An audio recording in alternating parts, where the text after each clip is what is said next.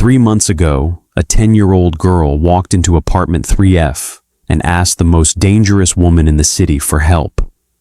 Today, that woman is serving 15 years in federal prison because of that little girl. But here's what the news won't tell you. That crime boss, she didn't just go down, she chose to fall. And the reason why will break your heart. This is the story of Kiara and Min-Seo.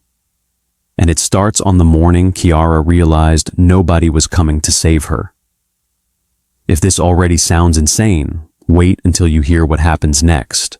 Hit that subscribe button right now because this story goes places you won't believe. Kiara is 10 years old, 4th grade.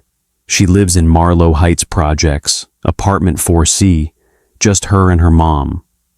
Her mom works overnight shifts at County Medical, which means every single morning at 7:15, Kiara walks 7 blocks to Franklin Elementary, alone.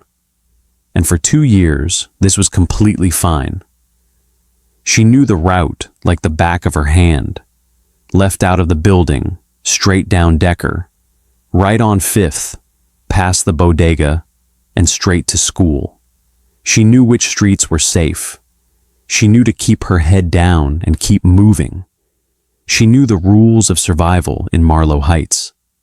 Until 3 weeks ago. That's when 4 high school boys started showing up on Decker Street, right on her route. And Kiara knew immediately.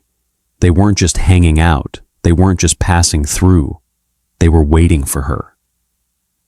The first morning, they just watched her, all 4 of them, leaning against the wall of the abandoned pharmacy, staring, not saying anything. Just watching this little girl walk past with her backpack and her pink jacket. And Kiara felt their eyes on her skin, felt something crawl up her spine that made her walk faster without knowing why. The second morning, they followed her, not close, but close enough. She could hear their footsteps behind her, could hear them laughing, low laughs, the kind that make your stomach twist. She walked faster. They matched her pace. She turned the corner. They turned too. By the time she got to school, her shirt was soaked with sweat, even though it was 40 degrees outside. The third morning, one of them grabbed her backpack strap. She was walking past them, eyes down, trying to be invisible, when she felt the yank. Her whole body jerked backward. She stumbled, almost fell. "Yo, where you going so fast, little girl?" His voice was right in her ear. She could smell cigarettes and something sour. Her heart was pounding so hard, she thought her chest would explode. She yanked the strap free and ran. Just ran. Her backpack flew open. Books spilled everywhere across the sidewalk. Math homework, science folder, her lunch. She didn't stop. She just ran until she got to the school gates, and the security guard saw her, and she finally felt like she could breathe. But her hands were shaking so badly she couldn't open her locker for 10 minutes. Ms. Rodriguez, her homeroom teacher, asked if she was okay. Kiara lied and said she was fine. Because what was she supposed to say? 4 boys followed me. They grabbed my backpack. They laughed at me. None of that sounded like enough. It sounded like she was overreacting, being dramatic, being a scared little kid. But that afternoon, when school let out at 3:15, they were there again, across the street, waiting, watching. And when Kiara started walking home, one of them peeled off from the group and followed her for 2 blocks, just following, not saying anything, just letting her know he could. That's when Kiara understood. This wasn't going away. This was just starting. That night, she couldn't sleep. She lay in her bed, staring at the ceiling while her mom got ready for work. She kept thinking about telling her. But her mom was exhausted, dark circles under her eyes, moving slow. She'd just picked up extra shifts to cover the car payment. If Kiara told her what was happening, her mom would quit her job. She'd walk Kiara to school every single day. She'd sacrifice everything, and they couldn't afford that. Kiara thought about telling a teacher, but what would they do? Call the police? And tell them what? 4 boys stood on a public street? 4 boys walked behind a student? They weren't technically breaking any laws. They hadn't hurt her. They were just scaring her. And the system can't stop fear. The next morning, Kiara tried a different route. She left 15 minutes early, went the long way, past the pawn shop with the bars on the windows, past the abandoned church with the boarded-up doors, down streets she didn't know, streets that felt wrong. She thought maybe she'd outsmarted them, but when she turned onto Hastings Avenue, there they were, waiting at the corner, like they'd known exactly where she'd go. One of them smiled at her. "Took a different way today, huh?" Kiara's blood went cold. They'd been tracking her, learning her patterns, and now they were letting her know that nowhere was safe.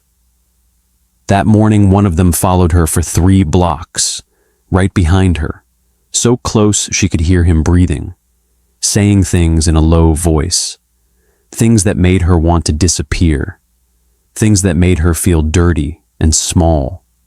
And when she walked faster, he laughed. When she almost started crying, he laughed harder. She made it to school, but she knew the truth now. Tomorrow would be worse. The day after that would be worse than that. Each day they'd get bolder. Each day they'd push further, until one of them decided to do more than just scare her. That afternoon, Kiara stood outside the bodega on 5th Street. She wasn't buying anything. She was just standing there. Because going home meant facing tomorrow morning. And she didn't know if she could do it again. That's when she heard them. 2 men standing just outside the bodega, smoking, talking low. They didn't notice the little girl standing near the ice cooler, pretending to look at drinks. "You hear Min-Seo put out a notice? Someone's been moving product near Jefferson High without clearance. She handle it? Put him in the hospital, 3 broken ribs and a punctured lung. Message sent." A pause. Then the first man laughed, low and rough. "She don't mess around." "Nah, but word is she's got this crazy rule. Nobody in her organization touches kids, period. Some guy tried recruiting a 15-year-old to run packages last year. They found him in the river 3 days later." The second man whistled. "Damn. That's why her operation's so tight. You work for Min-Seo, you follow her rules, or you disappear. Simple as that." Kiara's heart was pounding. But this time, it wasn't from fear. It was from something else. Something like hope. Where's she operate? Marlow Heights, building right across from the projects. 3rd floor, but good luck getting past her security. Woman runs her territory like the Pentagon. Kiara looked up, the building across from hers. She'd walked past it 1,000 times. Everyone in the projects knew about that building, where police cars showed up, but officers never went inside, where people spoke in whispers, where the hallways were cleaner than anywhere else in the neighborhood because nobody dared to cause trouble there. A crime boss, who put people in the hospital, who made people disappear, but who had one rule: nobody touches kids. It was insane. It was dangerous. It was possibly the stupidest idea any 10-year-old ever had. But standing there outside that bodega, terrified of tomorrow morning, knowing nobody else could help her, Kiara made a decision that would change 2 lives forever. She was going to ask a gangster for help. The next day was a Thursday, 3:30 in the afternoon. Kiara stood outside her apartment building, staring at the building across the street. The one with the fresh paint and the clean windows. The one everyone avoided. Her hands were shaking. Her mouth was dry. Every instinct was screaming at her to turn around and go home. But she thought about those boys. Thought about their hands on her backpack. Their voices in her ear. The way they'd followed her even when she changed her route. The way tomorrow would be worse. And the day after that. She crossed the street. Inside, the building was completely different from hers. The carpet was new, dark blue, no stains. The walls were painted cream. There were actual light bulbs in all the fixtures. It smelled like cleaning products and something else, something expensive. She climbed the stairs. Her footsteps echoed. First floor, second floor, third floor, end of the hallway. Apartment 3F. Two men stood outside the door. Big men. The kind of big that looked like they worked at it. One wore a black jacket and had a tattoo crawling up his neck. Some kind of dragon or snake. The other had arms like tree trunks and a scar cutting through his eyebrow. They saw her coming. Both their faces changed. Confusion, then suspicion. The one with the tattoo stepped forward. "Kid, you lost?" Kiara stopped 3 feet away. Her voice came out barely above a whisper. "I need to talk to Min-Seo Park." Both men stared at her. For a second, nobody moved. Then the one with the scar almost smiled, like he couldn't believe what he just heard. "You need to what now?" "Please, just 5 minutes. That's all I need." The tattooed man crouched down to her level. His voice got softer. "Listen, sweetheart, this isn't a place for kids. You need to go home. Right now. Your parents know you're here?" "I don't have anywhere else to go." Something in her voice made them both pause. That wasn't the answer they expected. The tattooed man and the scarred man exchanged a look. The scarred man pulled out his phone, made a call, spoke quietly in Korean, listened. His eyebrows went up. He looked at Kiara differently now, like he was seeing something he didn't expect. He hung up and nodded at the door. "You got 3 minutes. When she says leave, you leave immediately. No questions, no arguments. Understand?" Kiara nodded. The door opened. The apartment was nothing like Kiara expected. Everything was white. Walls, furniture, even the rug, glass coffee table, leather couch that looked like it cost more than a car. Orchids on the windowsill. Real ones. Paintings on the walls that looked like they belonged in a museum. It looked like something from a magazine about rich people. And sitting at a glass dining table, typing on a silver laptop, was Min-Seo Park. She was maybe 45, Korean, hair pulled back in a tight bun, not a single hair out of place. Expensive watch, diamond earrings, cream-colored blazer.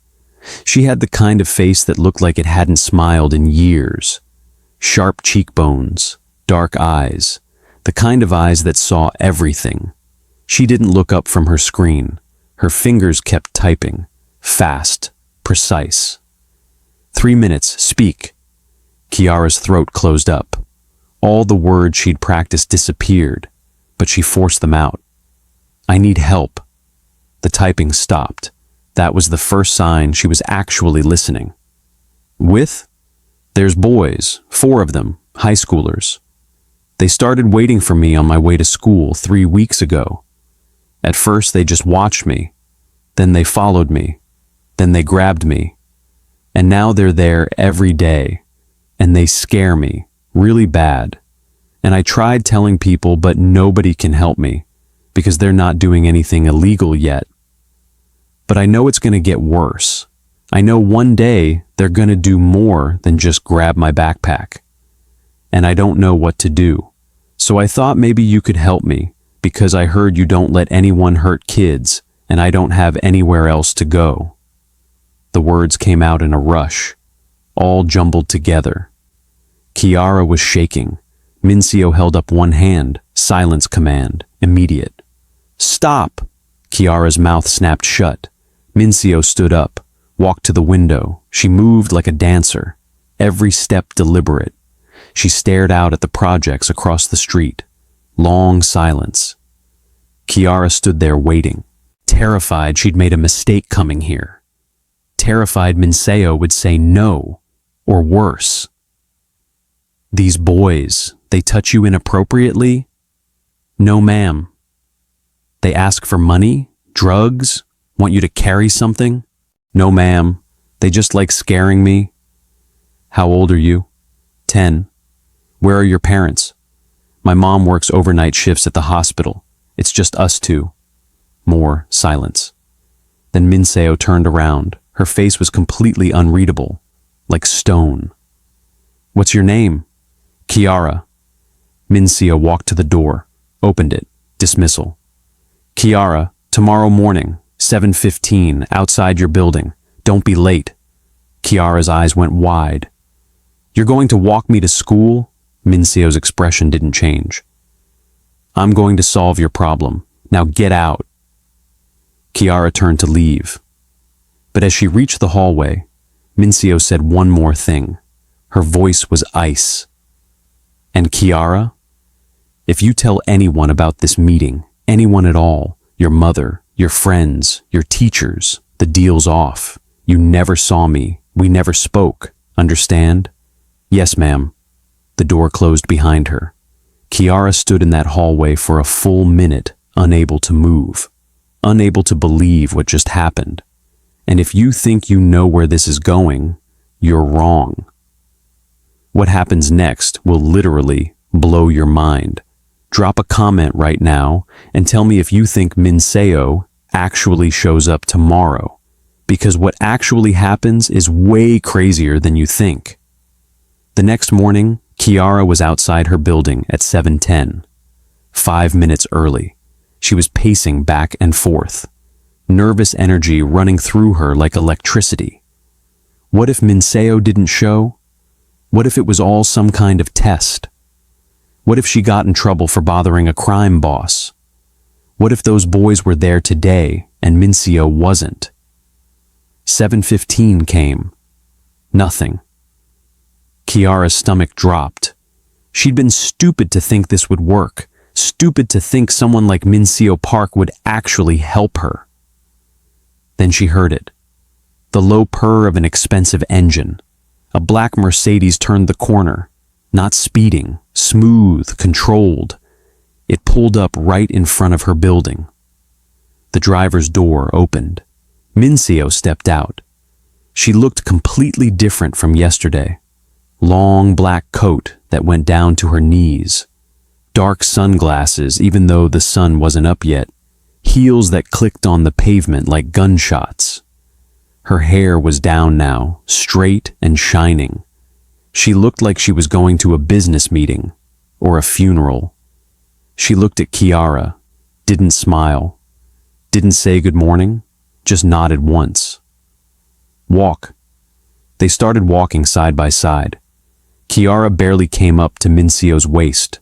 She had to take 2 steps for every one of Min-Seo's. But Min-Seo slowed her pace just enough that Kiara could keep up without running. And Kiara noticed everything. The way people on the street saw Min-Seo coming and immediately crossed to the other side. A man walking his dog. He saw Min-Seo, turned around, went back the way he came. 2 teenagers smoking on a stoop. They saw her. Cigarettes dropped from their mouths. They scattered. Min-Seo's hand stayed in her coat pocket the entire time. Kiara couldn't see what she was holding, but she could see the shape. Angular, heavy. Min-Seo scanned every doorway, every parked car, every corner. Her head moved in small increments. Constant assessment, like a soldier in enemy territory. When they reached Decker Street, Kiara's steps slowed without meaning to. Her heart started pounding. Her palms got sweaty. The 4 boys were there, same spot, leaning against the wall of the abandoned pharmacy, waiting. One of them saw Kiara first, the tall one who'd grabbed her backpack. He started to smile, started to push off the wall, started to say something. Then he saw Min-Seo. The smile died on his face like someone had shot it. Color drained from his cheeks. He went completely rigid. All four of them did, like someone had pressed pause. Min-Seo didn't slow down, didn't look at them, didn't acknowledge their existence, just kept walking at that same smooth, controlled pace.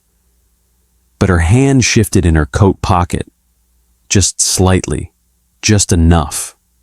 The boys scattered, all four of them, running, stumbling over each other. The tall one actually tripped and fell, scrambled back up. They disappeared around the corner in 5 seconds flat. Gone. Kiara couldn't believe it. Just like that.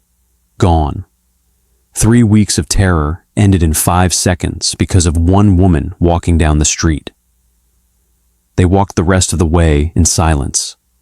Past the bodega, past the church, past the streets Kiara knew so well. And for the first time in 3 weeks, she wasn't afraid. For the first time, she felt safe. At the school gates, Min-Seo stopped walking. She turned to face Kiara.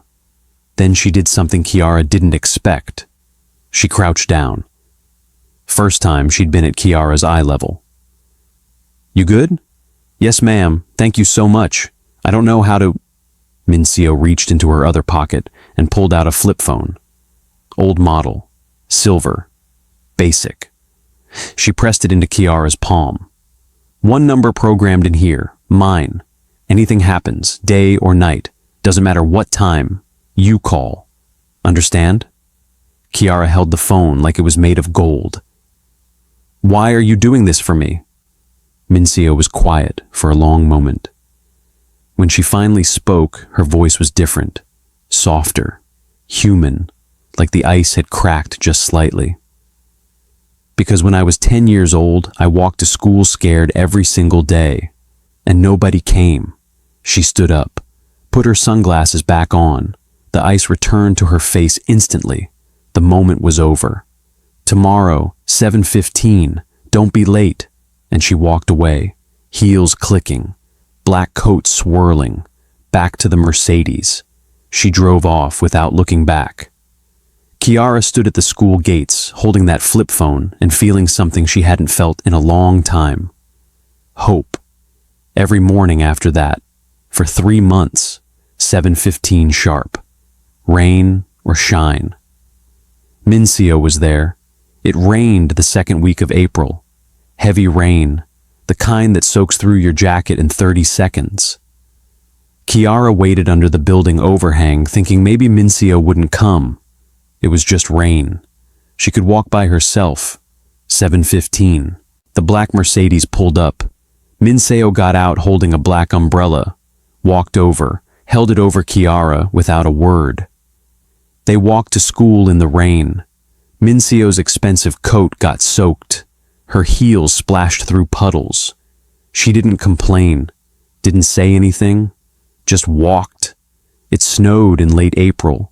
Freak snowstorm, 6 inches overnight. Kiara looked out her window at 6:30 in the morning and thought there was no way. The streets weren't even plowed yet. 7:15. The Mercedes was there.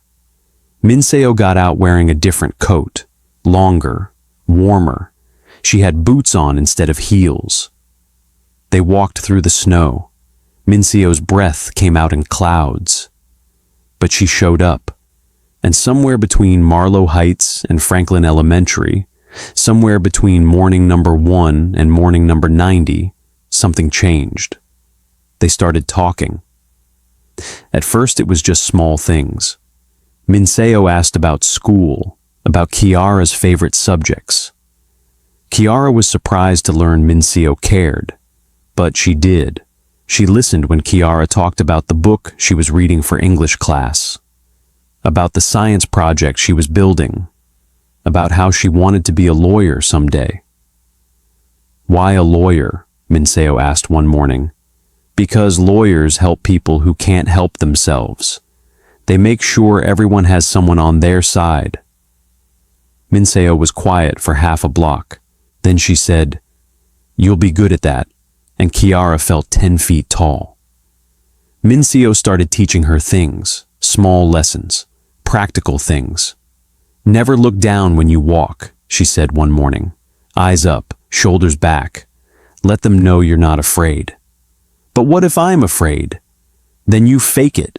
Fear is information, not weakness. It tells you something's wrong, but you don't have to show it. You can feel scared and look confident at the same time." Another morning. "Learn to read people. Watch their hands, watch their eyes.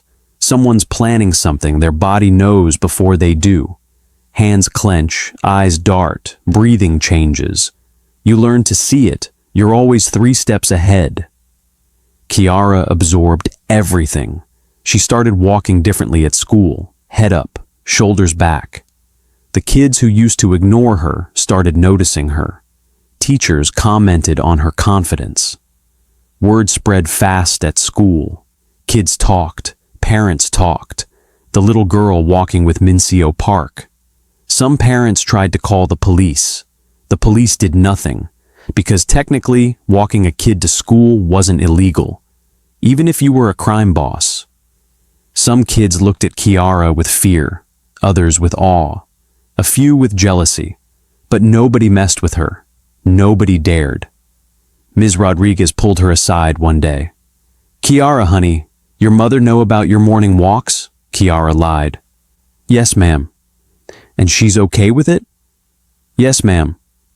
Ms. Rodriguez looked like she wanted to say more, but she just nodded. "You stay safe, okay?" "Yes, ma'am." Because how do you explain that the most dangerous person in the neighborhood was the only person who made you feel safe? One morning in May, they were walking past the bodega when a man stepped out. Young guy, 20-something, hoodie up. He looked at Min-Seo, looked at Kiara. His face changed. "Yo, Min-Seo, I need to talk to you. It's about..." Min-Seo held up one hand without breaking stride. "Not now." "But it's important. It's about the..." Min-Seo stopped walking, turned. The temperature dropped 10 degrees. "I'm walking this girl to school. You see me walking this girl to school?" The man nodded quickly. "Then you know I'm busy. You have business. Call the number. Don't approach me on the street when I'm with her. Ever. Understand?" Yeah, sorry, my bad." Min-Seo turned back around, kept walking, but Kiara saw something in her face. Protection. Fierce protection. That's when Kiara realized Min-Seo wasn't just keeping her safe from those boys.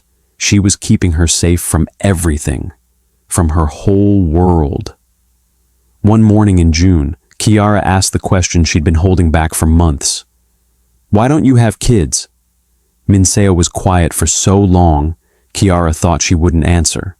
They walked 2 full blocks in silence. Finally, "I do." Kiara looked up at her, surprised. "Had. Past tense." Min-Seo's voice was flat, empty. "Daughter, she'd be 27 now." "What happened?" "I made choices. Bad choices. Thought I was building something for her. Security, safety, money, power, all of it. But the life I chose didn't leave room for her. Her father took her when she was 5, moved to California, got full custody. Judge said I was unfit. Judge was right. Have you talked to her?" "She doesn't want to talk to me. Can't blame her. I chose this life over her. She knows it. I know it. Some choices you don't get to undo." They walked another block. "That's why you help me? Because of her?" "No, I help you because when you walked into my apartment, you reminded me what courage looks like. Real courage. Not the fake kind men in my world talk about. Real courage is asking for help when you're 10 years old and terrified. Real courage is admitting you can't do it alone, Took me 45 years to learn that. You knew it at 10. Kiara didn't know what to say to that, so she just walked closer to Min-Seo, their arms almost touching. In that moment, Kiara felt something she hadn't felt since her dad left when she was 6. Protected, seen, important. But in Min-Seo's world, safety is always temporary, and protection always has a price. It was a Wednesday in early September, first week back to school. Kiara was waiting outside her building at 7:10 like always. She was excited to tell Min-Seo about her new teacher, about the advanced math class they'd put her in, about the debate team tryouts next week. 7:15 came and went. No Mercedes. Kiara frowned.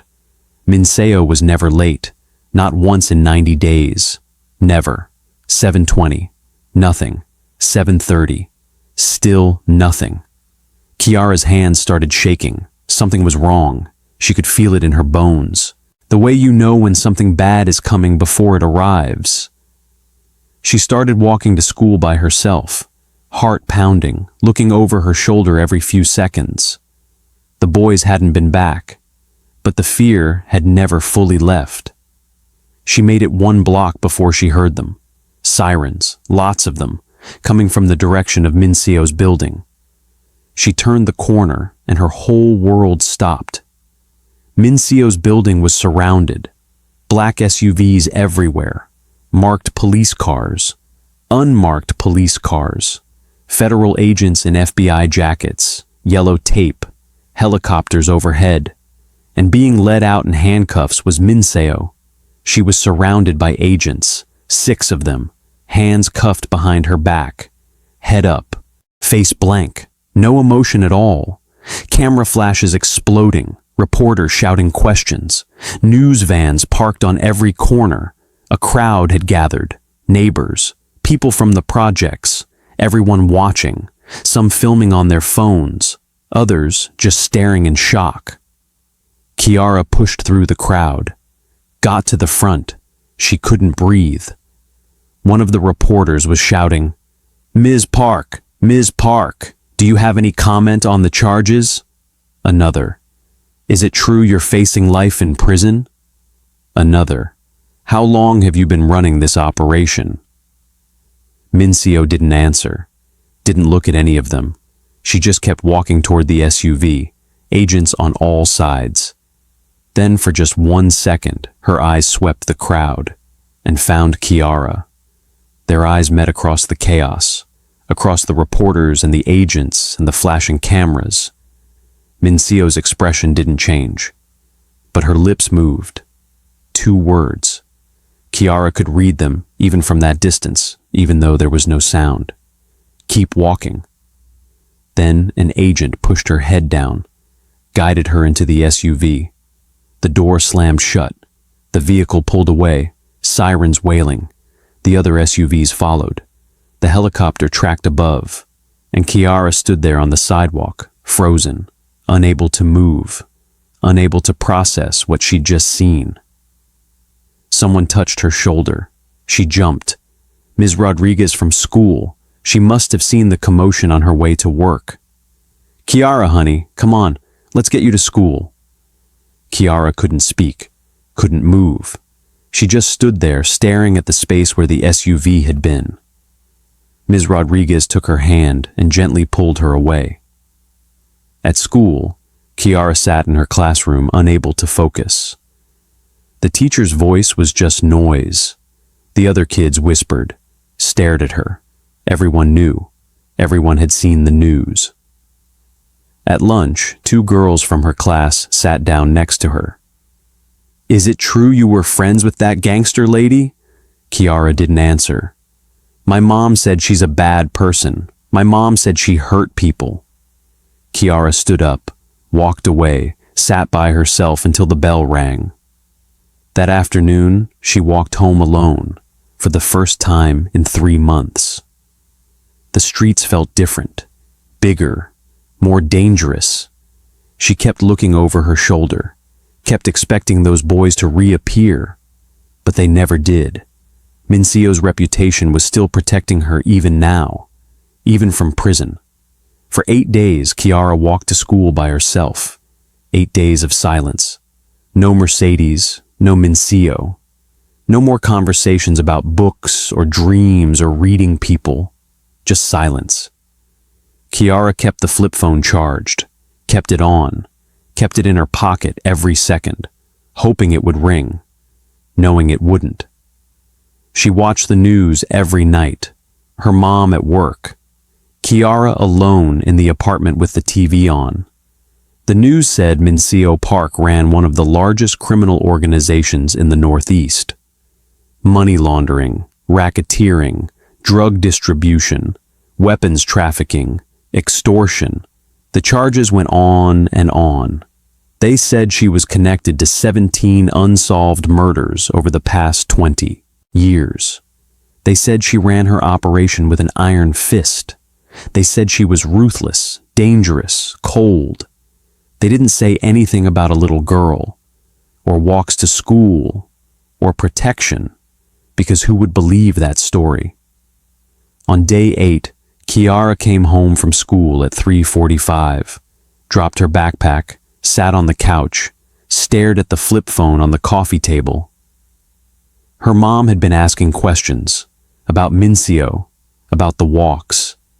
Kiara had told her everything. Her mom had been angry at first, then scared, then just sad. "Baby, you can't trust people like that," she'd said. "I know she helped you. I know you liked her. But people like that, they're dangerous." But Kiara didn't think Min-Seo was dangerous. Not to her, not to kids. She was dangerous to bad people. There was a difference. 3:47. The flip phone vibrated on the coffee table. Kiara grabbed it so fast, she almost dropped it. "Unknown number," she answered. "Hello?"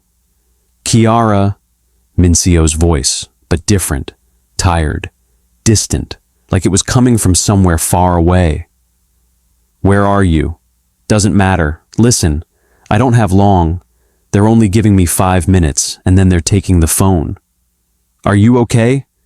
"I'm fine. Listen to me. I made a deal with the federal prosecutors. I'm cooperating, giving them everything, every name, every location, every bank account, all of it." Kiara's world tilted. "Why would you do that?" Min-Seo's voice cracked. Just slightly, but Kiara heard it. "Because 3 months ago, a 10-year-old girl did the bravest thing I've ever seen. She asked for help. She knew she needed it, and she wasn't too proud to ask. Most adults can't do that. Most men in my world would rather die than ask for help. But you did, because you were smart enough to know that survival matters more than pride.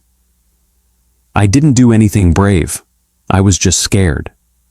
You did everything brave, and you reminded me what real power looks like. It's not fear. It's not control. It's not making people disappear or putting them in the hospital. Real power is being able to protect someone who needs it and asking for nothing back. Real power is showing up every single day because someone depends on you." Kiara was crying now. "I don't want you to go away." "I know, sweetheart, but I have to." "For how long?" Silence. Long silence. Then, 15 years. The words hit Kiara like a truck. 15 years. She'd be 25. An adult. Min-Seo would be 60. That's forever. It's a long time, but listen to me. You're going to do something amazing with your life. I know it. I can see it. You're going to be exactly what you said you wanted to be. You're going to help people who can't help themselves. You're going to be someone's Min-Seo, but better, without the prison sentence. Kiara could hear voices in the background. Male voices, authority voices, a guard saying time was up. "I have to go." "Wait, I need to tell you something. There's nothing to tell me. You already gave me everything I needed. You let me be the person I should have been 30 years ago. That matters more than you know. But keep walking, Kiara. Always keep walking, eyes up, shoulders back. Remember? I remember. Good girl. The line went dead. Kiara sat there on the couch holding the phone, tears running down her face. And for the first time since the arrest, she let herself really cry. Not quiet crying. Big, ugly, shoulder-shaking sobs. Her mom came home early that night, found Kiara on the couch, sat down next to her, held her while she cried, didn't say anything, just held her. Min-Seo Park was arraigned the next morning, federal courthouse downtown. Kiara watched it on the news. Min-Seo in an orange jumpsuit, no makeup, hair pulled back, looking smaller somehow. But her face was still that same blank mask. No emotion, no fear. The judge read the charges. It took 4 minutes. When he was done, he asked how she pleaded. "Guilty, Your Honor." Gasps in the courtroom. Even the reporters looked shocked. Nobody expected her to plead guilty. Everyone expected a trial, a fight. But Min-Seo pled guilty to everything. All of it. The prosecution had been preparing for a 2-year trial. Now they didn't need one. Over the next 3 months, Min-Seo gave them everything. She cooperated fully. Names, locations, bank accounts, suppliers, distributors, corrupt officials, dirty cops. She burned her entire empire to the ground and everyone in it. 37 arrests over 6 weeks. 14 million in assets seized. The largest organized crime takedown in state history. The news called her a traitor, said she was trying to reduce her sentence, said she turned on her own people to save herself. But Kiara knew different. Min-Seo wasn't trying to save herself. She was trying to do something good. Finally, after 45 years of doing bad. Sentencing was in December. Kiara wanted to go, but her mom said no. Said it wasn't appropriate, said she was too young. So Kiara watched it on the news, the courtroom packed, reporters everywhere, Min-Seo at the defense table, her lawyer beside her, federal prosecutors on the other side. The judge was an older woman, gray hair, stern face. She'd been on the bench for 30 years. She read through the charges again, talked about the severity of the crimes, the impact on the community, the lives destroyed, the families broken. Then she asked Min-Seo if she had anything to say before sentencing. Min-Seo stood up. No notes, no prepared statement. She just spoke. "Your Honor, I've spent 45 years building power through fear. I hurt people. I broke families. I poisoned communities. I did terrible things and justified them by telling myself I was providing security, providing opportunities. But I was lying to myself. I was just taking, always taking." She paused, took a breath. 3 months before my arrest, something happened. A child walked into my apartment and asked me for help. She was terrified. She was alone, and she had nowhere else to go. She asked me for help because she'd heard I had one rule: nobody hurts kids, and I helped her. For 90 days, I walked that little girl to school, and in those 90 days, I felt something I hadn't felt in decades: purpose, real purpose, not power, not fear, just being there for someone who needed me. The courtroom was completely silent. Even the reporters had stopped typing. That child reminded me what real strength looks like. It looks like showing up. It looks like protection without asking for anything in return. It looks like being the person you needed when you were small. I failed to be that person for most of my life. I failed my own daughter. I failed my community. I failed myself. But for 90 days, I got to be that person for one little girl. And that matters more to me than everything else I've ever done. Everything. Min-Seo looked directly at the judge. I'm not asking for leniency. I'm not asking for mercy. I did the crimes. I deserve the punishment. I'm just saying that for 90 days, I was a good person. And I want that on the record. That's all. She sat back down. The judge was quiet for a long moment. Then she delivered the sentence. Min-Seo Park, I hereby sentence you to 15 years in federal prison with the possibility of parole after 11. Due to your cooperation with federal authorities, I am reducing what would have been a life sentence. But make no mistake.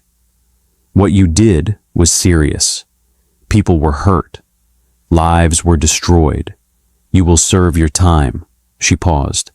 But I want to acknowledge something. In my 30 years on this bench, I've seen a lot of defendants. Most show no remorse. Most make excuses. Most blame everyone but themselves. You did none of that. And while that doesn't excuse your crimes, it does show growth. It shows that even people who've done terrible things can change, can choose to be better. The judge looked directly at Min-Seo. I hope you use your time in prison to continue that growth, to continue being the person that little girl saw in you. Because apparently, despite everything, she saw something worth saving. The gavel came down. Min-Seo Park was taken away. 11 to 15 years in federal prison. Kiara watched the news coverage with tears running down her face. Her mom sat beside her, put an arm around her shoulders. She did a good thing, her mom said quietly. In the end, she did a good thing. The weeks after the sentencing were hard. Kids at school still whispered, still stared.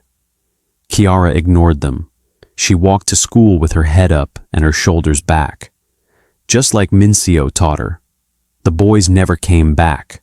Not once. Even with Min-Seo gone, her reputation protected Kiara. Everyone in Marlow Heights knew, you don't touch that girl. That's Min-Seo's girl. Christmas came. New Year's. Winter turned to spring. Spring turned to summer. Kiara finished 4th grade with straight A's, made the advanced math class for 5th grade, joined the debate team in middle school, won her first debate in 7th grade, won regionals in 8th. Her mom framed the medal and put it on the living room wall. High school came fast.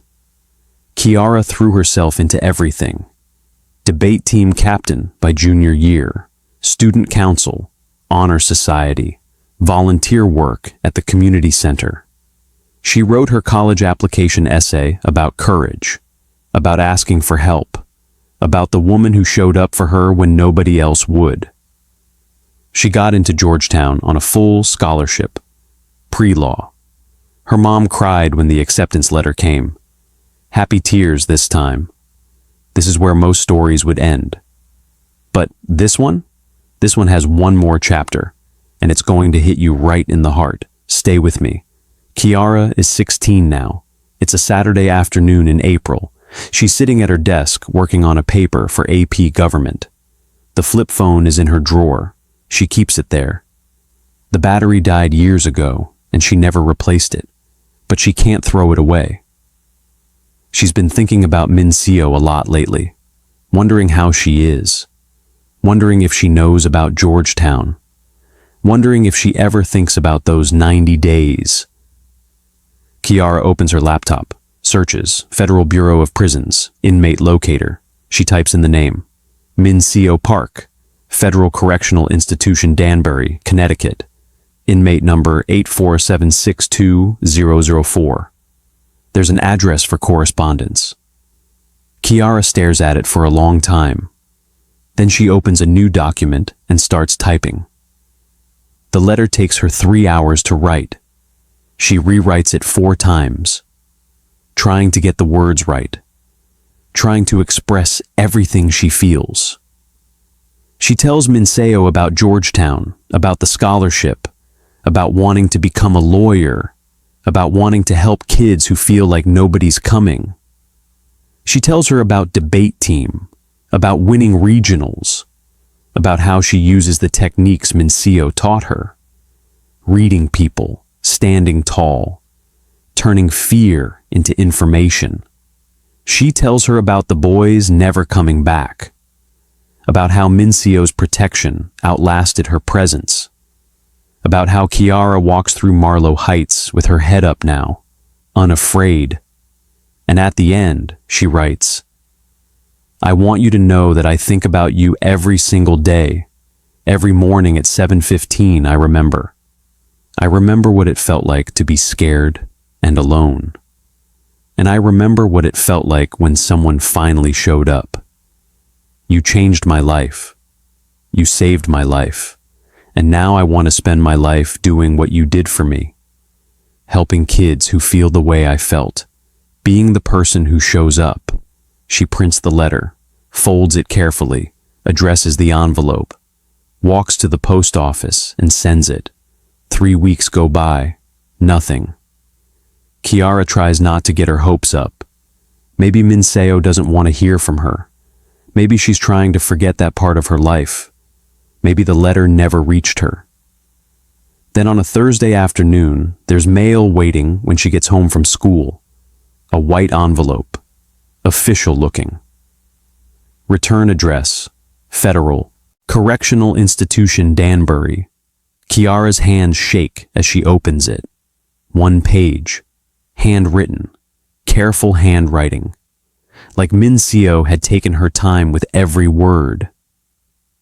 "Kiara, I got your letter, read it 6 times, cried on the 4th time, which shocked my cellmate because she's never seen me cry. I want you to know something. The 90 days I spent walking you to school were the best 90 days of my life. Not just in the past 45 years, in my entire life. Because for 90 days, I wasn't a crime boss or a criminal or a bad person. I was just someone who showed up for a little girl who needed me. That's all. And it mattered. It mattered more than anything else I ever did. You are going to change the world. I believe that with everything in me. You're going to help kids who nobody else helps. You're going to be there for kids who feel alone, and you're going to be better at it than I ever was, because you understand what it feels like. You were that kid. You know the fear. You know the loneliness. You know what it means when someone finally shows up. Don't lose that. Don't ever lose that understanding. It's your superpower. Georgetown is lucky to have you. Those future kids you're going to help are lucky to have you. And I'm lucky that I got to know you, even if it was just for 90 days, even if it cost me everything, worth it, every second. Keep walking, Kiara. Eyes up, shoulders back. Make me proud. You already have. No signature, just that. Kiara read the letter 5 times. Then she carefully folded it, put it in a frame, hung it on her wall right next to her Georgetown acceptance letter. That night, she made a decision. She was going to write to Min-Seo every month, not asking for advice, not asking for anything, just telling her about life, about school, about college, about the future. Because Min-Seo had showed up for her.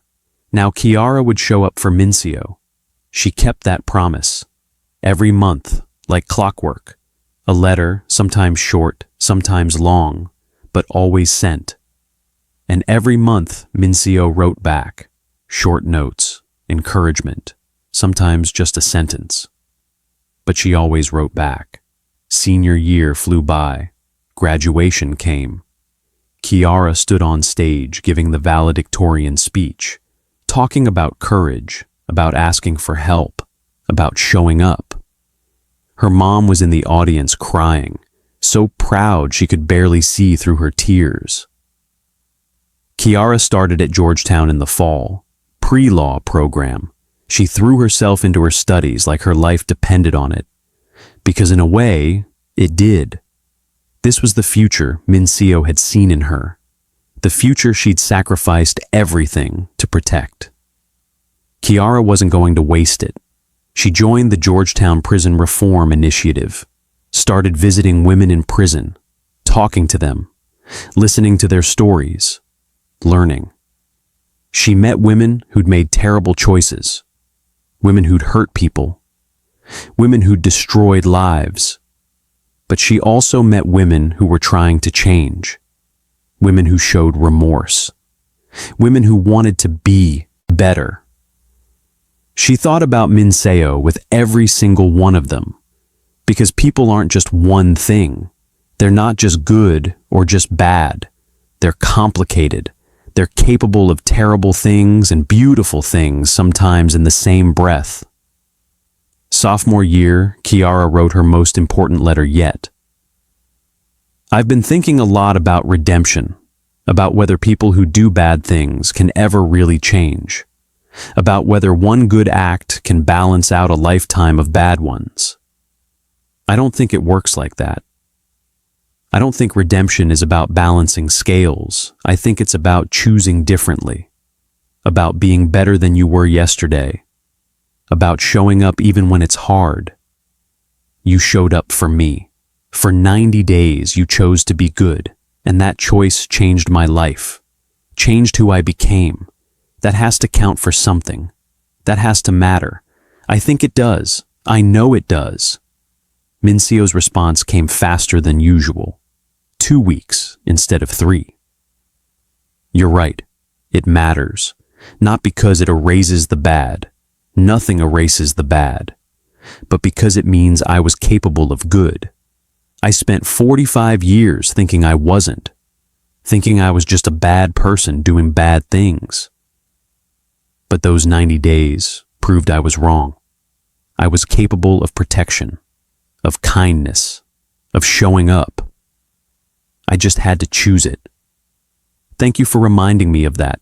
Thank you for seeing the good in me when I couldn't see it myself. That's your gift, Kiara. You see people, really see them, not just what they've done, but what they're capable of becoming.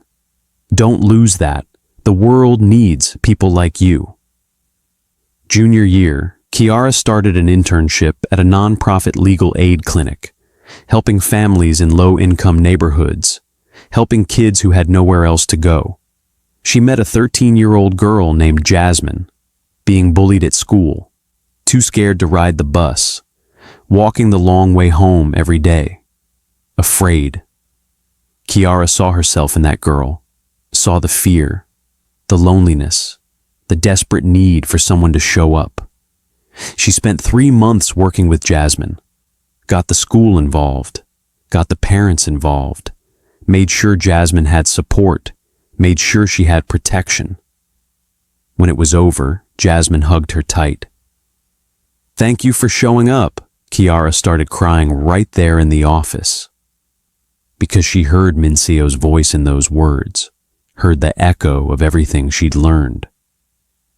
That night, she wrote Min-Seo telling her about Jasmine, about being someone's person, about showing up.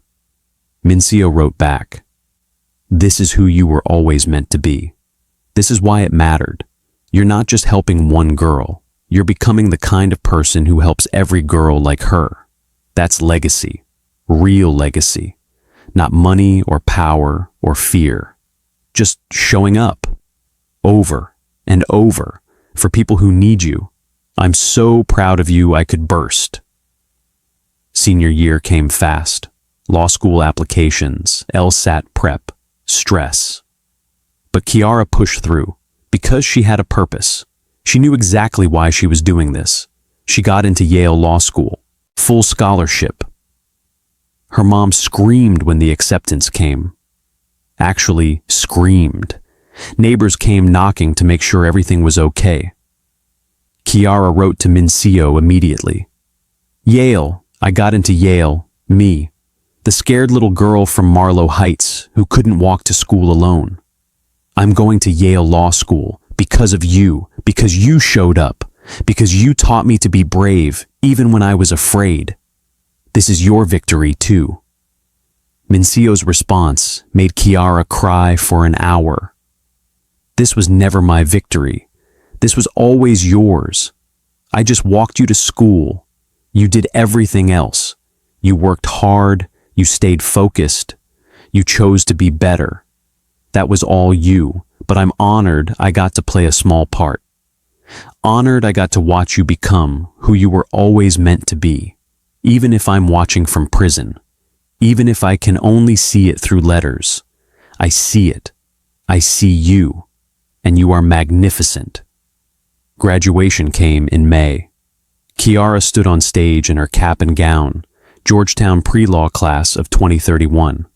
She'd made it. Her mom was there, aunts and uncles, friends, teachers. But Kiara found herself looking at the empty seat in the back, the one she'd reserved, hoping, knowing it was impossible, but hoping anyway. Min-Seo couldn't be there. Federal inmates don't get day passes for college graduations. But Kiara had reserved the seat anyway, because in spirit, Min-Seo was there, in every lesson, every bit of confidence, every moment of courage. After the ceremony, Kiara's mom pulled her aside, handed her an envelope. This came yesterday.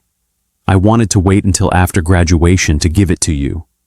Federal Correctional Institution, Danbury. Min-Seo's handwriting.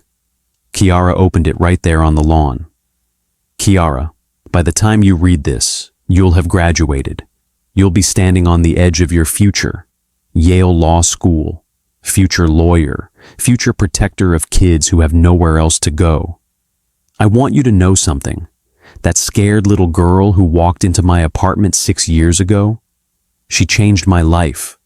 She gave me purpose when I had none. She gave me hope when I deserved none.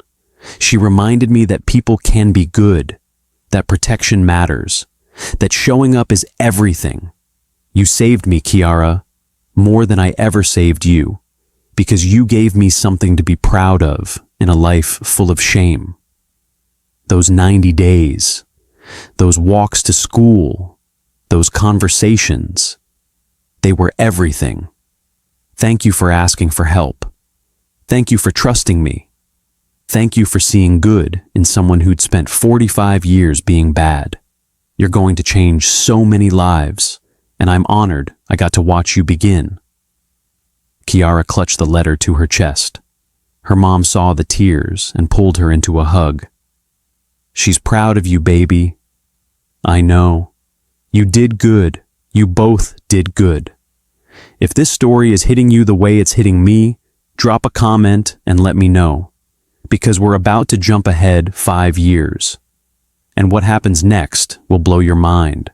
5 years later, Kiara is 27 now. 3 years out of Yale Law, working as a public defender in Maryland. She specializes in cases involving minors, kids caught in the system, kids with nowhere else to go. She's good at her job. Really good. She wins cases other lawyers won't touch. She fights for kids everyone else has given up on. Her apartment has a wall covered in letters. Thank you notes from kids she's helped, from families she's supported, from parents who thought they'd lost their children to the system. And in the center of that wall, in a gold frame, is the first letter Min-Seo ever sent her. The one that says, "You were always worth showing up for." Kiara still writes to Min-Seo every month, without fail, even with the crazy hours, even with the stress, even when she's exhausted. She writes about cases, about victories, about losses, about the kids she helps and the ones she couldn't. Min-Seo writes back with advice, with perspective, with encouragement. They've never seen each other face to face since that morning at the school gates. 11 years ago now, Kiara has requested visits. But Min-Seo always says no. I want you to remember me the way I was, walking you to school, protecting you, not the way I am now, in this place, wearing orange, looking old. But last month something changed. Kiara got a letter that was different from all the others. Kiara, I'm being considered for early parole, good behavior, continued cooperation. The parole board hearing is in 6 weeks. They've asked me to provide character references, people who can speak to my rehabilitation, my growth. Would you be willing to testify? I understand if the answer is no, if it would hurt your career, if it would be too much. But I had to ask. You're the only person who saw me be good, the only person who might convince them I can be good again. Kiara didn't hesitate. She wrote back immediately. Yes, absolutely yes, I'll be there. 6 weeks later, Kiara took a personal day from work, drove 3 hours to Connecticut, Federal Correctional Institution Danbury. She'd never been there before, never seen the inside. High walls, razor wire, guard towers. It looked exactly like what it was, a prison. She checked in at the main desk, went through security, metal detector, search, the works. Then she was led to a conference room, long table, cheap chairs, fluorescent lights, no windows. The parole board was already there, 5 people, 3 men, 2 women, all official looking, clipboards, files, serious faces. Kiara sat down at the end of the table, hands folded, heart pounding. Ms. Brooks, thank you for coming. We understand you're here to provide testimony regarding inmate 847620004, Min-Seo Park. Yes, sir. And what is your relationship to Ms. Park? Kiara took a breath. She saved my life when I was 10 years old. The board members exchanged glances. One woman leaned forward. Can you elaborate? So Kiara told them everything. The boys, the fear. Walking into apartment 3F, the 90 days, every single morning. The lessons, the protection, the letters. She told them about Georgetown, about Yale, about her career helping kids. None of that happens without Min-Seo. She showed me what it means to show up for someone, to protect someone who can't protect themselves, to be brave even when it's hard. She changed the trajectory of my entire life. One of the men spoke up. Ms. Brooks, you're aware of Ms. Park's criminal history, the charges she pled guilty to? Yes, sir. And yet you're here advocating for her release. I'm here telling you what I know. I know Min-Seo did terrible things. I know she hurt people. I know she broke laws and destroyed lives. I'm not excusing any of that. But I also know she's capable of good. I've seen it, lived it. She chose to be good for me. For 90 days, every single day, rain or shine. She showed up, and that choice changed my life. People can change. People can choose to be better. Min-Seo proved that to me. Another board member. Has she maintained contact with you over the years? Yes, sir. We write letters every month, have for 11 years. And in those letters, has she expressed remorse? Every single time. She knows what she did was wrong. She knows she can't undo it. But she's trying to be better, trying to understand why she made the choices she made, trying to figure out how to be good. The questions went on for 40 minutes. Kiara answered every single one, honest, direct, clear. Finally, they thanked her, dismissed her. She walked out of the conference room with no idea if she'd helped or hurt. In the hallway, a guard approached her. Ms. Park asked if you'd be willing to see her, just for a minute, through the glass. No physical contact. Kiara's heart jumped into her throat. Yes, please. The guard led her to the visitation room, separated by thick glass, phones on both sides to talk through. Kiara sat down in one of the plastic chairs, waited. Then the door on the other side opened, and Min-Seo walked in. Kiara almost didn't recognize her. 11 years had changed her. Her hair was shorter, more gray, lines around her eyes. She looked smaller, thinner, but her eyes were the same, sharp, observant, seeing everything. She sat down on the other side of the glass, picked up the phone. Kiara picked up hers, For a moment, neither of them spoke. They just looked at each other across the glass. Then Min-Seo smiled, really smiled. First time Kiara had ever seen it. "Look at you, all grown up." Kiara started crying. Hi yourself, Yale lawyer, public defender, helping kids. I'm so proud I could die. I wouldn't be any of this without you. You were always going to be this. I just walked you to school. You did more than that. You know you did." Min-Seo was quiet for a moment.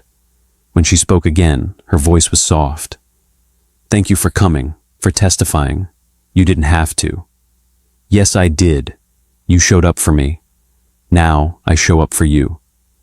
You learned that from your mom, not from me. I learned it from both of you." They talked for 20 minutes, about everything and nothing, about Kiara's job, about cases she'd won, about the kids she was helping. Min-Seo told her about prison, about the women she'd met, about teaching a literacy class, about helping other inmates prepare for their parole hearings. "I'm trying to be what you needed," Min-Seo said, "for other people in here, trying to show up for them. It's not the same, but it's something. It's everything." The guard knocked on the glass. Time was up. Min-Seo and Kiara stood at the same time, put their hands against the glass, palm to palm, the closest they could get to a hug. "Whatever happens, with the parole board," Kiara said, "whatever they decide, you're still good, you're still worth showing up for, okay?" Min-Seo nodded, tears in her eyes now. "Keep walking, kid, eyes up, shoulders back. Always." The guard took Min-Seo away. Kiara watched her go. Then she walked out of that prison into the sunlight. She drove home with her windows down and her music loud, crying and smiling at the same time. 2 weeks later, the decision came. Parole granted. Conditional release, supervised, but granted. Min-Seo Park would be released in 90 days. Kiara got the news at work. She had to excuse herself from a meeting. Went to the bathroom, sat in a stall, cried happy tears. She wrote to Min-Seo that night. Congratulations. Relief. Joy. Min-Seo wrote back with one sentence. First thing I do when I get out, walk you to work, if you'll let me. Kiara wrote back. 7:15. Don't be late. 90 days later, on a Tuesday morning in March, Kiara stood outside her apartment building. She lived in a better neighborhood now, safer. But the ritual felt right. 7:15 sharp. A car pulled up. Not a Mercedes this time, just a regular sedan. Uber. The door opened. Min-Seo Park stepped out. She looked different in regular clothes. Jeans, simple jacket, no expensive watch, no designer anything, just regular. But she looked free. She walked up to Kiara. They stood facing each other for a long moment. Then Min-Seo opened her arms, and Kiara fell into them. They hugged on the sidewalk while people walked past going to work. Cars honking, city noise, life happening all around them. When they finally pulled apart, Min-Seo looked at Kiara, really looked at her. You ready to walk? Been ready for 11 years. They started walking, side by side. Kiara still only came up to Min-Seo's shoulder. Some things don't change. Where's your office? 6 blocks, near the courthouse. Then let's go. They walked through the streets of downtown Baltimore. Morning commuters rushing past. Coffee shops opening. The city waking up. Min-Seo didn't say much, just walked, looking at everything. The sky, the buildings, the people, like she was seeing the world for the first time. At the courthouse steps, they stopped. This is me, Kiara said. Public Defender's office, 3rd floor. Min-Seo looked up at the building. You work in there, helping kids. Trying to. You taught me how. I didn't teach you anything. You already knew. You just needed someone to show you it was possible. Kiara adjusted her bag. What are you going to do now? You have a plan? Get a job, stay clean, follow my parole requirements, maybe volunteer somewhere. Help kids like you helped me. I don't know yet, figure it out as I go. Well, if you ever want to walk me to work again, 7:15, I'll be here. Min-Seo smiled. Tomorrow? Tomorrow. And just like that, they started a new routine. Every morning, 7:15, for 6 months. Min-Seo got a job at a community center in Marlow, Heights, working with at-risk kids, teaching them life skills, how to stay safe, how to read people, how to ask for help. Kiara watched from a distance, visited sometimes, saw Min-Seo working with teenagers who reminded her of herself at 10, scared, lost, needing someone to show up. And Min-Seo showed up every single day. One morning in September, they were walking to Kiara's office when Min-Seo said something unexpected. I'm thinking about writing a book. About what? About showing up. About how the smallest acts of protection can change lives. About how choosing good, even for a short time, can echo forward in ways you never expect. Kiara looked up at her. You should. People need to hear it. You think anyone would care? I think everyone should care. Min-Seo was quiet for half a block. Then, would you help me write it? Me? Yeah, you, the other half of the story, can't tell my side without telling yours. Kiara thought about it. About the little girl who walked into apartment 3F 11 years ago. About the woman who showed up every morning. About how 2 people saved each other without even realizing it. Okay, let's do it. They worked on the book for 2 years, meeting every week. Min-Seo talking, Kiara writing, capturing every detail, every lesson, every moment. The book came out last month. When someone shows up, a story of protection, redemption, and courage. It's selling well, really well. Min-Seo does interviews, tells the story, advocates for prison reform, for second chances, for believing people can change. Kiara goes with her sometimes. They tell the story together, the way it happened, honest, raw, real. And everywhere they go, people come up to them crying, telling them their own stories, about needing help, about asking for it, about someone showing up, or not showing up. Last week, after a book talk in New York, a young girl approached them, maybe 11 years old, nervous. Her mom stood behind her. Ms. Park, I read your book, and I just wanted to say thank you, because I've been scared to ask for help with something. But your story made me realize it's okay to ask. So tomorrow, I'm going to ask. Min-Seo crouched down to her level, just like she had with Kiara 11 years ago. What's your name? Emma. Emma. Asking for help is the bravest thing you can ever do. It means you're smart enough to know you can't do it alone. That's not weakness. That's strength. You ask for that help. And if the first person says no, you ask someone else. Keep asking until someone shows up. Okay? Okay. You're going to be just fine. The girl hugged Min-Seo, then ran back to her mom. Kiara watched the whole thing with tears in her eyes. On the train back to Baltimore, Kiara said, "You're still doing it, still showing up for kids." Trying to. It's the only thing I'm good at. You're good at a lot of things now. Min-Seo looked out the window at the landscape rushing past. You know what's funny? I spent 45 years thinking power was about fear, about control, about making people do what you want. But real power is just showing up, being there, protecting, asking nothing back. That's it. That's everything. Yeah, it is. They sat in comfortable silence for a while. Then Kiara said, "Hey, thank you. For that morning 11 years ago, for showing up, for all 90 days, for the letters, for everything. Min-Seo turned to look at her. Thank you for walking into my apartment, for asking for help, for trusting me when you had no reason to, for seeing good in me when I couldn't see it myself. You saved my life, Kiara, more than I ever saved yours. We saved each other. Yeah, I guess we did. Because that's the truth, the real story. Not about a crime boss or a scared little girl, but about two people who needed each other and showed up when it mattered.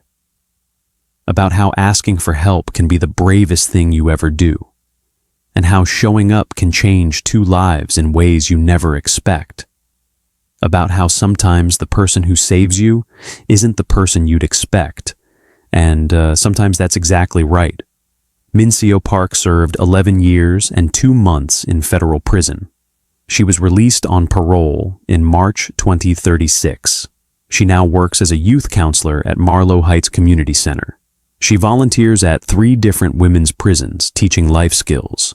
She's written 1 book and is working on a 2nd. She's been clean for 11 years, hasn't broken a single law, hasn't missed a single parole meeting.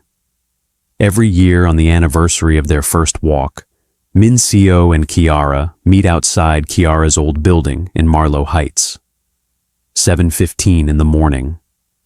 And they walk to Franklin Elementary together. Just to remember, just to honor where it all started.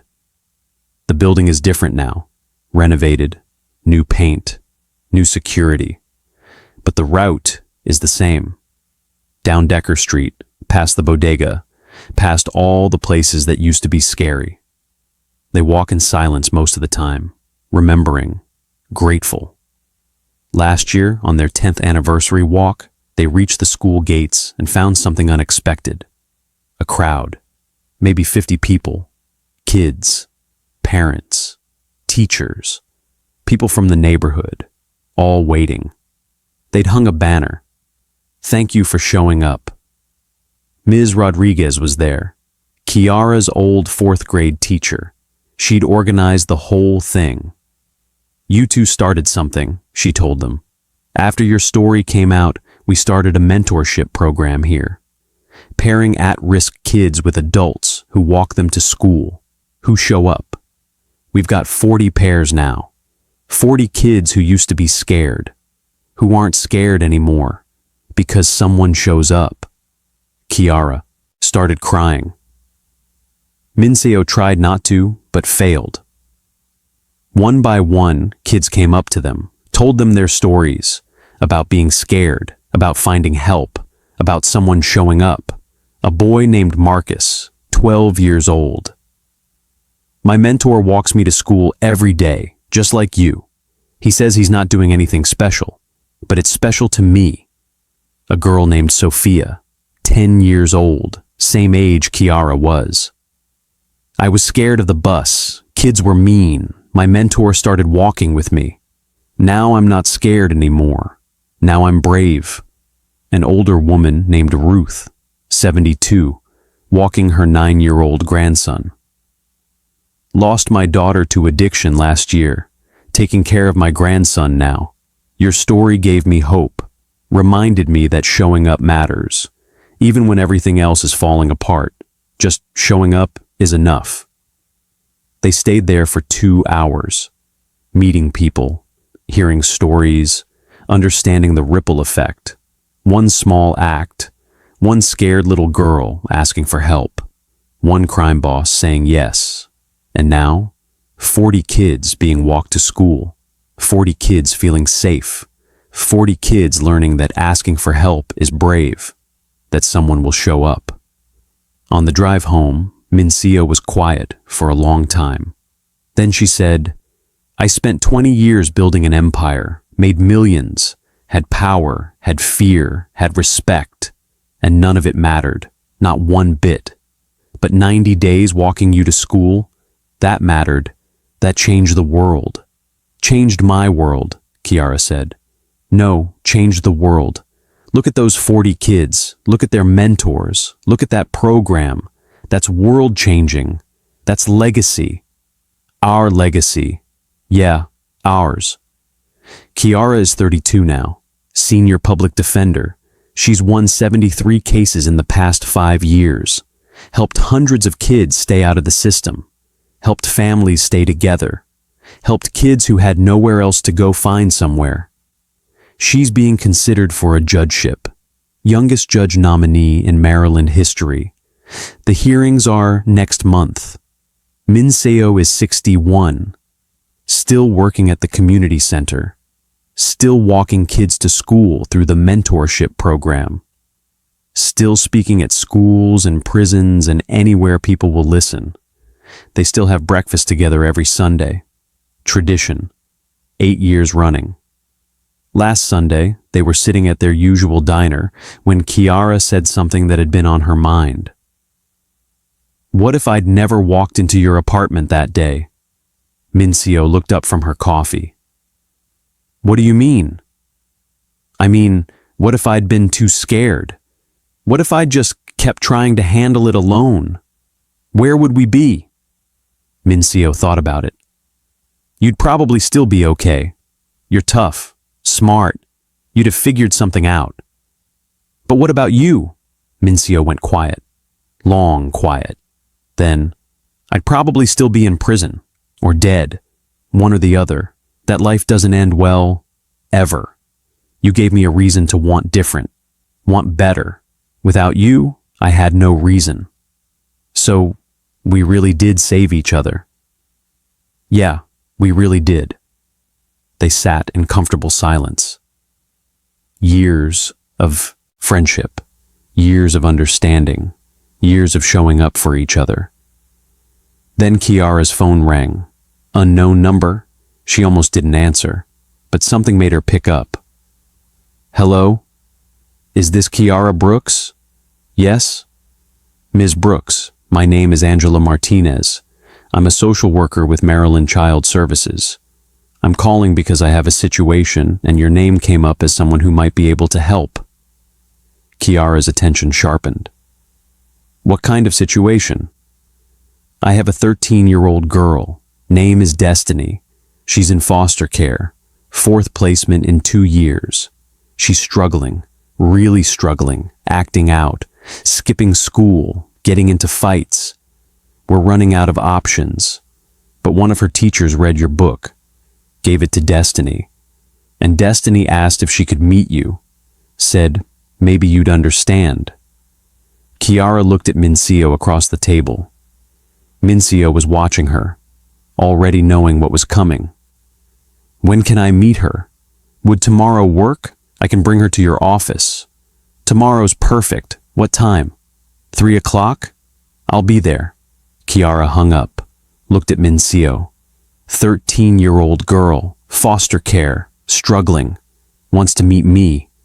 Min-Seo smiled. "What are you going to tell her?" "I don't know yet. What would you tell her?" "I'd tell her that asking for help is the bravest thing she can do.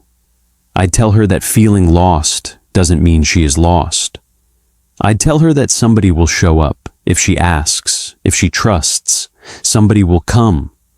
Will you come with me tomorrow to meet her?" "You want me there?" "I think she needs both of us. She needs to see that asking for help works, that people do show up, that the story is real." Min-Seo nodded. 3 o'clock. I'll be there." The next day, at 2:55, Kiara was pacing her office, nervous. She'd met with hundreds of kids over the years, but this felt different. This felt like a circle closing, like coming full circle. Min-Seo arrived at 2:57, calm as always. "You nervous?" she asked. "Yeah. What if I say the wrong thing? What if I can't help her?" "You can't save everyone. You know that. But you can show up. That's all she's asking for, someone to show up." At 3 o'clock exactly, there was a knock on the door. Angela Martinez, mid-40s, kind eyes, tired face. Behind her was a girl, Destiny, Thin, guarded, arms crossed, eyes that had seen too much. Hoodie pulled up even though they were indoors. She looked angry. But underneath the anger, Kiara saw something else. Fear.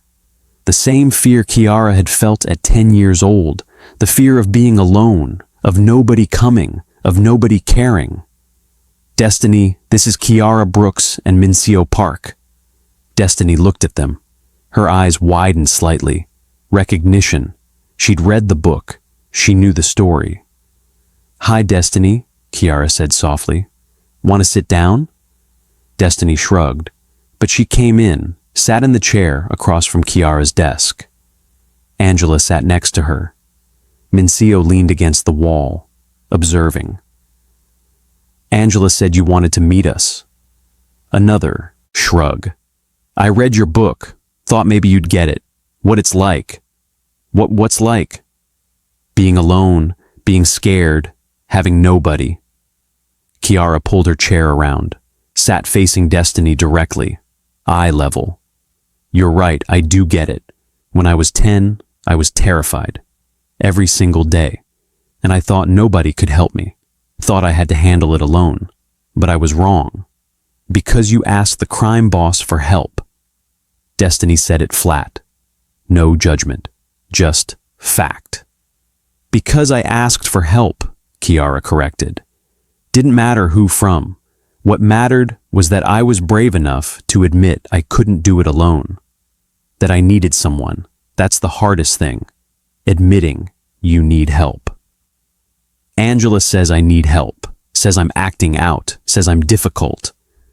Angela started to protest, but Kiara held up a hand. "Are you acting out?" "Maybe, yeah, I guess."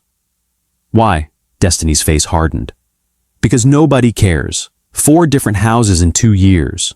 Nobody wants me. Nobody keeps me. Why should I care if they don't?"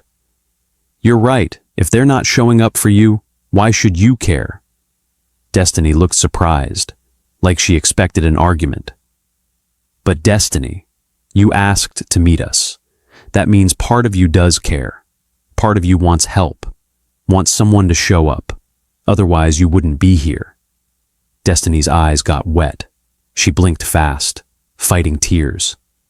"I'm tired of being alone. I know, I was tired of it too. And I'm not going to lie to you. I can't fix everything. I can't promise you the perfect family or the perfect life. But I can show up.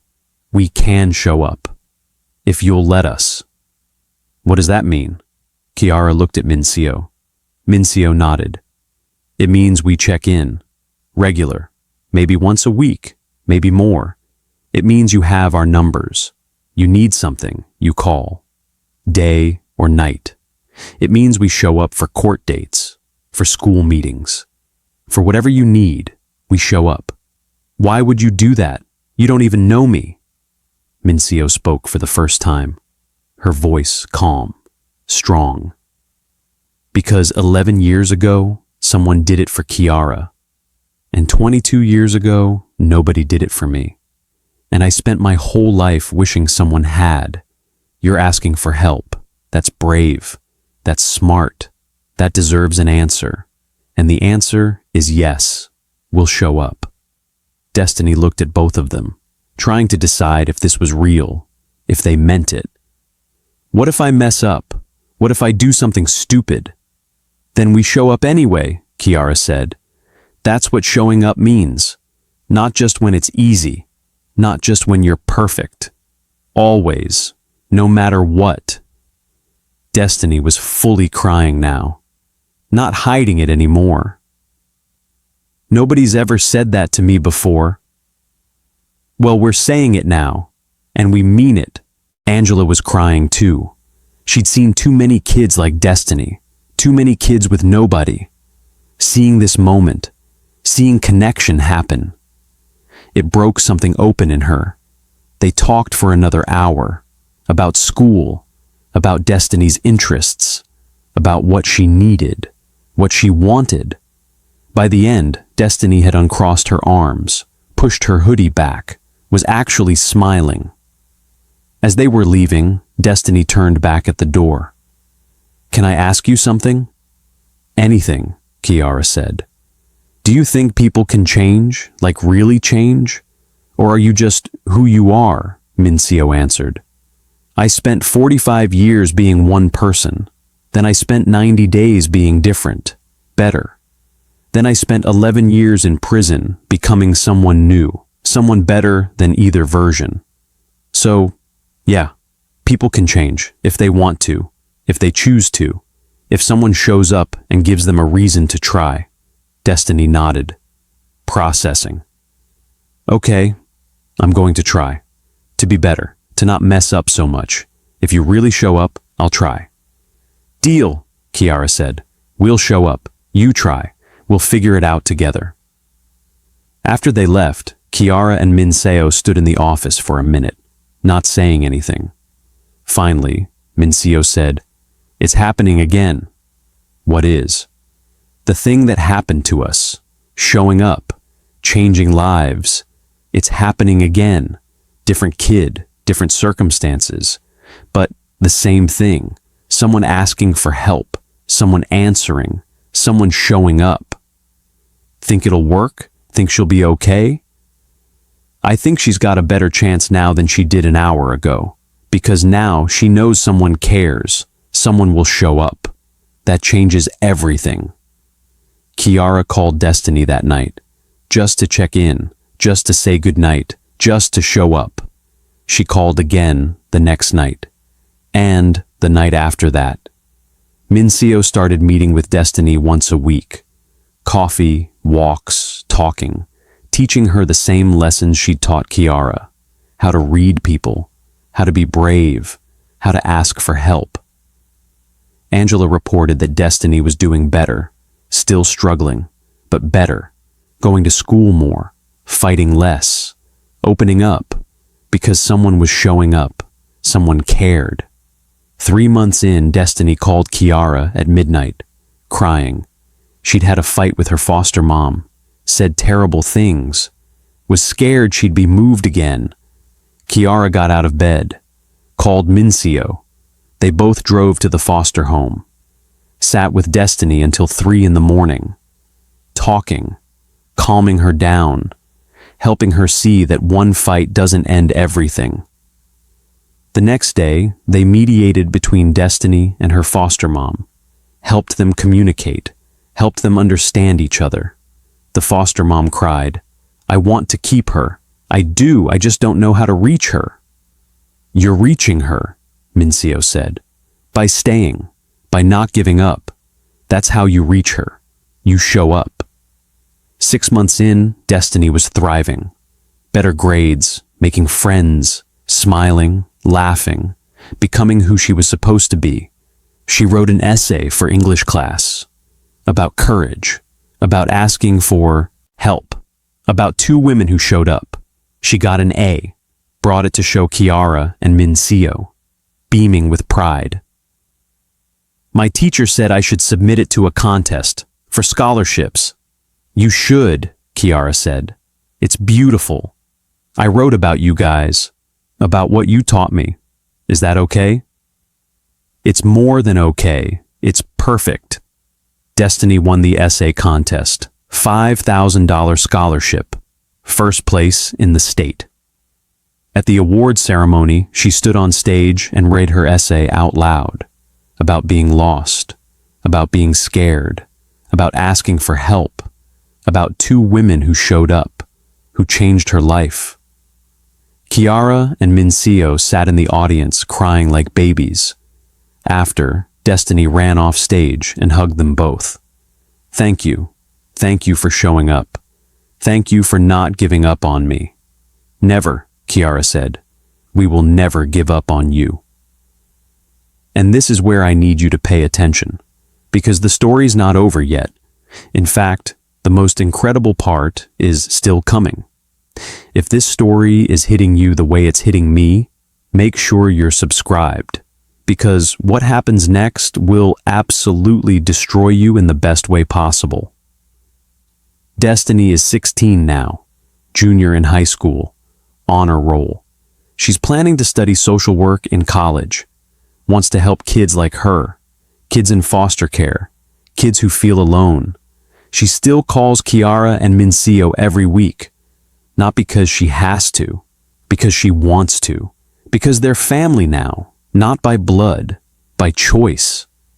Last month, Destiny gave a speech at her school, Career Day, talking about social work, about helping people. A 14-year-old boy approached her afterward, quiet, nervous, hands in his pockets. "Hey, can I ask you something?" "Sure." "In your speech, you said you had people who showed up for you, who helped you when you were struggling. Do you think they'd help someone else? Someone like me?"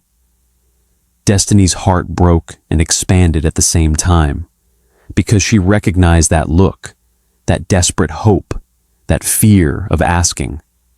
"What's your name?" "Marcus." "Marcus, tell me what's going on." He told her about his mom's addiction, about taking care of his little sister alone, about being scared all the time, about not knowing who to ask for help. Destiny listened, really listened, the way Kiara and Min-Seo had listened to her.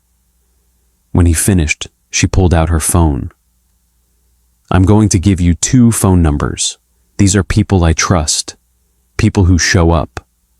You call them. Tell them I gave you their numbers. Tell them what you just told me. They'll help. I promise." She wrote down Kiara's number, Min-Seo's number, handed the paper to Marcus. "They're going to help you? They're going to show up, and that's everything." Marcus called that night. Kiara answered, listened to his story, called Min-Seo. They met with Marcus and his little sister the next day. Started showing up, just like they had for Destiny, just like they had for Kiara. And Marcus started healing, started believing he wasn't alone, started learning to ask for help. 3 months later, Marcus's English teacher noticed he was doing better, asked what changed. Marcus told her about Kiara and Min-Seo, about people who show up. The teacher had a student, Sarah, 15, being bullied, afraid to come to school. The teacher asked if Marcus thought Kiara and Min-Seo would help another student. Marcus called Destiny. Destiny called Kiara. Kiara and Min-Seo showed up for Sarah, and Sarah started healing, and Sarah told her friend about them, and her friend needed help too, and the ripple kept spreading. One scared little girl asking for help, one crime boss saying yes, 90 days of showing up, and now, 11 years later, they're showing up for dozens of kids, Kiara and Min-Seo, and now Destiny too, creating a network of people who show up, who answer when someone asks for help, who prove that you're not alone. Last week, Kiara got a call from the mayor's office. They want to create an official program, based on what she and Min-Seo have been doing, matching at-risk youth with mentors who commit to showing up. Really showing up. They're calling it the Show Up Initiative. The mayor wants Kiara to run it, wants Min-Seo to train the mentors, wants Destiny to be the youth advocate, city funding, official support, the potential to help thousands of kids. Kiara called Min-Seo immediately. "Did you hear? Just got off the phone with them. Can you believe this? One walk to school, that's all it was. Just walking me to school. And now it's a city program."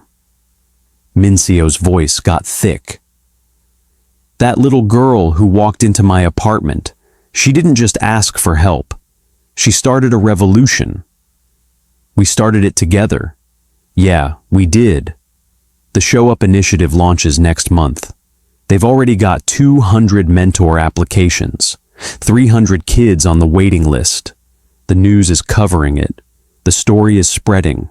People from other cities are calling, asking how to start their own programs, asking for guidance, asking for help. And Kiara and Min-Seo are showing up, training, teaching, sharing the model, spreading the message. You're not alone. Ask for help. Someone will show up.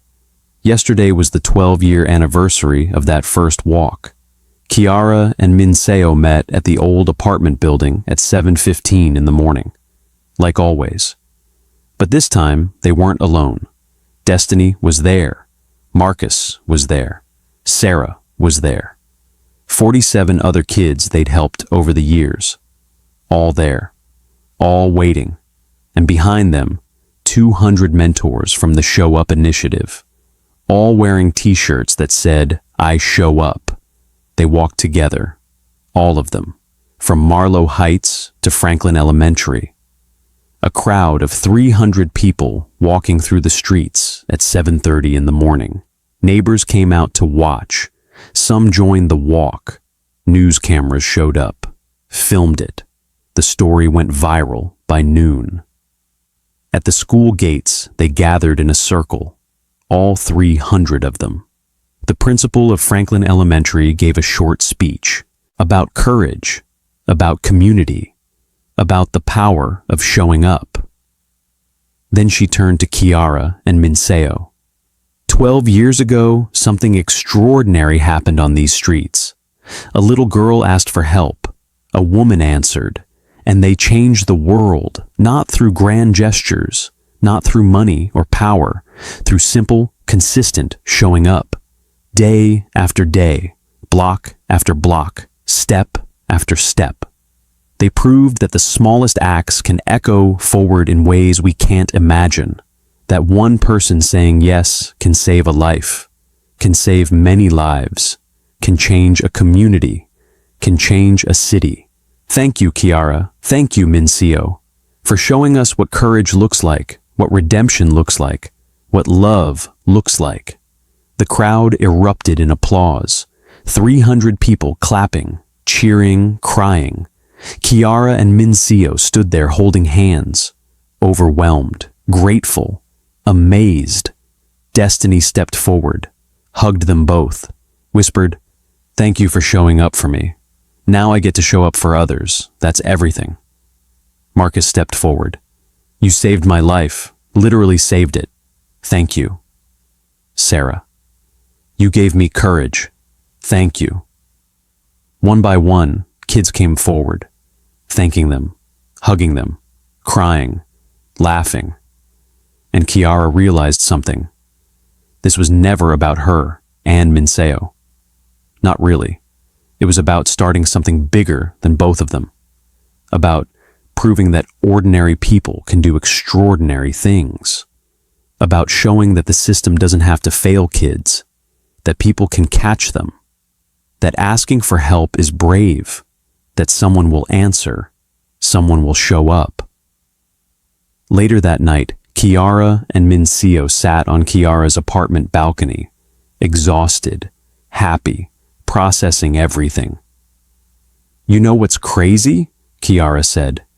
"If those boys hadn't scared me, if I hadn't been desperate, if I hadn't overheard that conversation outside the bodega, none of this happens. You're probably still in that apartment running your operation. I'm probably still scared. None of those kids get help. The program doesn't exist. It all came from one moment of desperation." Min-Seo was quiet for a long time. Then she said something that made Kiara's breath catch. "I've been thinking about that, about coincidence versus purpose, and I don't think it was random. I think you were supposed to hear that conversation. I think you were supposed to walk into my apartment. I think I was supposed to say yes. Not because of fate or destiny, but because the universe puts people in each other's paths for a reason. You needed protection. I needed redemption. We needed each other. And somehow, impossibly, we found each other. That's not coincidence. That's purpose." You really believe that? I have to. Because if I don't believe our meeting meant something, then I have to believe all those years of bad were for nothing. But if I believe you were supposed to find me, then all of it, everything, the good and the bad, led to those 90 days, led to you, led to this, led to 300 people walking through the streets this morning, proving that showing up matters. Yeah, I believe in purpose. I have to. Kiara leaned her head on Min-Seo's shoulder. Thank you for saying yes that day when I asked for help. Thank you for not turning me away. Thank you for asking, for being brave enough to ask. You saved my life, kid, more than I ever saved yours. They sat in comfortable silence. Years of friendship, years of trust, years of showing up for each other. Then Kiara's phone buzzed. Text message. Unknown number. Ms. Brooks, my name is Jennifer. I'm 17. I read about your program in the news today, and I need help. I don't know if you have space for one more, but I'm asking. Please, I need someone to show up. Kiara showed Min-Seo the text. Min-Seo smiled. Well, what are you waiting for? Text her back. Tell her yes. Tell her we show up. Kiara typed out the response. Jennifer, yes, we have space. We will show up. When can we meet? The response came back in seconds. Really? You'll help me? Really, tomorrow, 3 o'clock, my office, address below, we'll be there, I promise. Thank you so much. You have no idea what this means. But Kiara did know. She knew exactly what it meant. Because 12 years ago, she was Jennifer, desperate, scared, alone, asking for help from a stranger and hoping someone would say yes. And someone did. Someone showed up. Someone changed everything. Now it was Kiara's turn to show up, to say yes, to change everything for someone else. She looked at Min-Seo. Tomorrow, 3 o'clock, another kid who needs us. Then we'll be there, 7:15 or 3 o'clock. Doesn't matter, we show up. Yeah, we do. Because that's what this story is really about. Not about a crime boss or a scared little girl or even about redemption. It's about the power of showing up, really showing up, for people who need you, for people who ask for help, for people who are brave enough to admit they can't do it alone.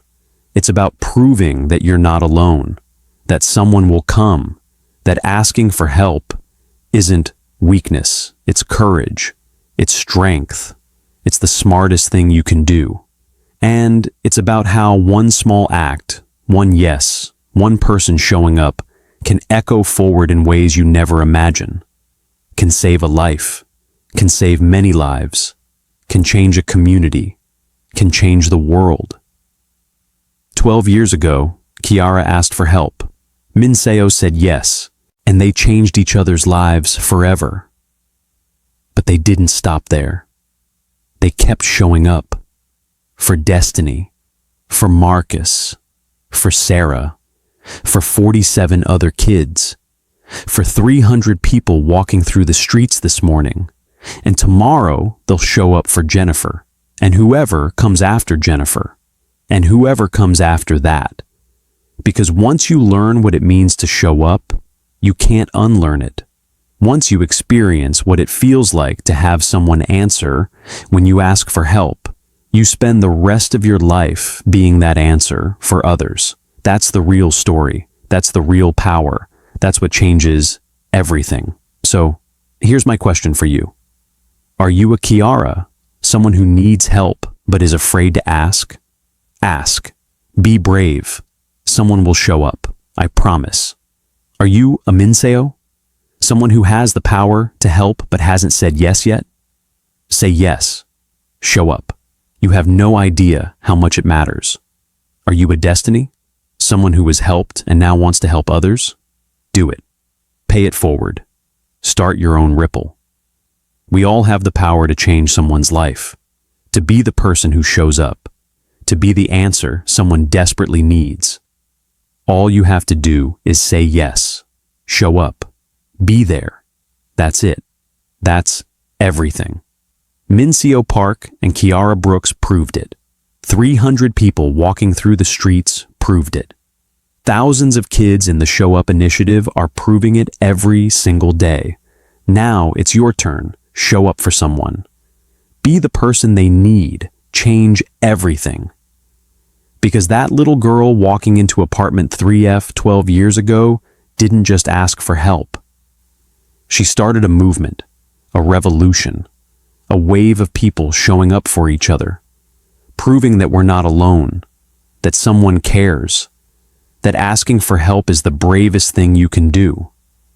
And here's the thing that will absolutely wreck you. Min-Seo's daughter, the one she lost custody of when she was 5, the one who moved to California and never spoke to her again, she reached out last month, after reading the book, after seeing the news coverage, after learning what her mother had become. She's 27 now, married, has a daughter of her own, 3 years old.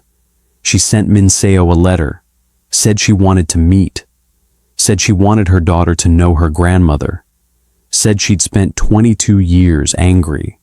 But seeing what Min-Seo was doing now, seeing the lives she was changing, seeing her redemption, made her realize that people can change, that second chances matter, that showing up counts for something. They're meeting next week, mother and daughter, after 22 years, because of a little girl who asked for help, because of 90 days of showing up, because of ripples that spread farther than anyone could imagine. And that's how this story really ends.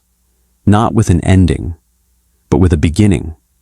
Because every person who decides to show up starts a new story, a new ripple, a new wave of change spreading outward forever. Min-Seo walked a little girl to school. The little girl became a lawyer.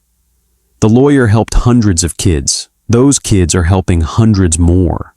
The program is spreading to other cities, other states, other countries. One walk, 90 days, and the world changes. That's the power of showing up. That's the power of saying yes. That's the power of being brave enough to ask for help and generous enough to answer. So I'm asking you, right now, who needs you to show up? Who's asking for help that you haven't answered? Who's waiting for someone to say yes? Be that person. Show up. Change everything. Because 12 years from now, someone might be telling your story about the day you showed up, about the life you changed, about the ripple you started. Will you be Kiara? Will you be Min-Seo? Will you be Destiny? The choice is yours. But I hope you choose to show up. I really do. Because the world needs more people who show up, more people who say yes, more people who prove that we're not alone, that someone cares, that help is possible. Be that person. Starting today, starting right now, show up, change everything. If this story moved you, hit that subscribe button and turn on notifications to get notified once a new episode has been dropped. Like and share with your family and friends,